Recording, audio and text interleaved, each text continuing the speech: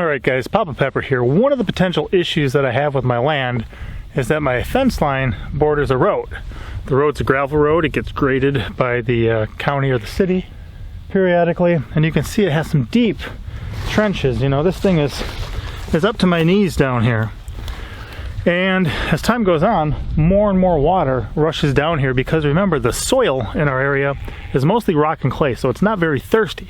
So you have kind of flash floods constantly, and all the dry creek beds turn into raging rivers rather quick, and this is just sometimes completely full. So one of my jobs is trying to find a way to prevent this extreme erosion from happening, and thankfully I've got just the solution up the hill. So thankfully, some of my neighbors have this large dump pile that actually they're going to need to move all this at some point. So when somebody gets around to time, they may tackle this, but for now, I'm free to grab whatever I want. Some of the natural rock I've already used in our raised beds and on our fence line, and then some of the busted up concrete, the broken cinder block stuff that I normally wouldn't put you know, out in the open.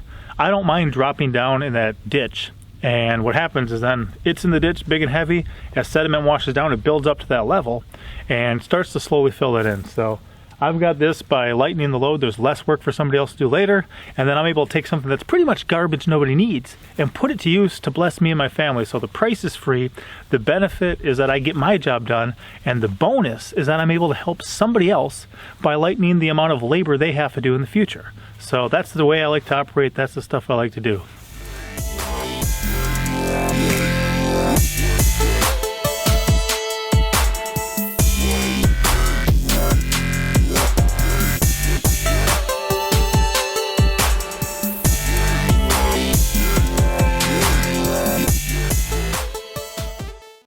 So I've just got a bit today, but I was driving by with the trailer, had a little bit of time, figured I'd grab some more. It's kind of like panhandling, you know, every bit helps. So definitely more to deal with later. And the cool thing too is this is one of the best places to find snakes in the spring, and throughout the summer I'm guessing a whole pile of them hibernate down in there, and as it starts to warm up they come out from there. So I'll definitely look forward to having some labor to do as things warm up, because then I can multitask and add one of my favorite hobbies, which is finding wild animals, into the mix as well. Let's go take this down to the ditch. So if you look here, you can see here's where I put some before. It's about a foot deeper on this side of it, and it's already backed up to there above. So if I stagger these up and down this thing, here's another one that already kind of buried all the way in, but it filled up there. And here's a bigger one up here, where you can see here and then also there that it stopped a number of leaf, debris, stuff like that, and then the sediment that's getting washed down gets stopped there as well. So you can see these are some pretty steep banks. The erosion's eating into this. I've got my fence line right here.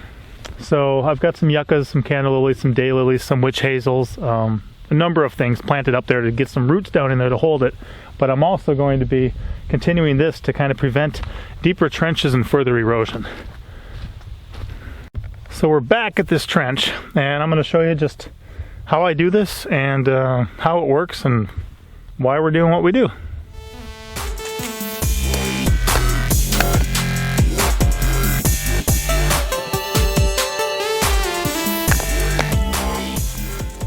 So honestly, that little bit is enough to serve a purpose. As things come down in the leaf litter and sediment, it'll get stopped here and it'll slowly fill in this ditch here.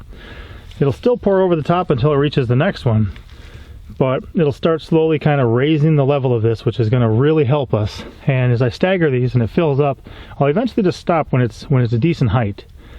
But for right now, if I don't do anything, we're going to have deeper and deeper ditches here. Eventually it's going to erode to my property line or my fence line and destroy my fence and put my animals at risk too. So I hope you guys enjoyed that. It's just a simple way of using what you got, doing things for free, thinking about the problems you're going to have in the future and solving your own issues, making your own solutions. And it's definitely working for us. We're heading in the right direction. It gives me something else to do, and like I said, when it gets warmer, I might even find some snakes in the process. All right, Papa out. As always, I'm Papa Pepper, and I'd like to remind you, don't post for free. If you'd like to be part of a revolution in social media, an economic power to the people where users can actually blog for cryptocurrency, then I'd recommend that you check out steemit.com and join the revolution. Papa out.